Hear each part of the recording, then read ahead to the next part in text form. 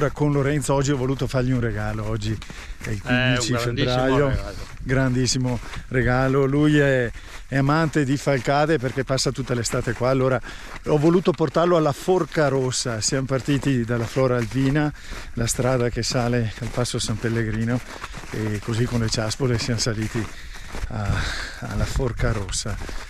Un bel passo, oggi giornata meravigliosa, anche troppo calda, per fortuna diciamo, perché mi sono dimenticato a casa la giacca a vento.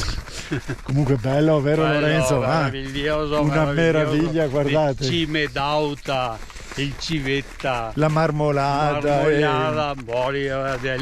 Lei in paradiso, lei è quello. Grandi panorami oggi, grandi panorami. Bello e bello ancora.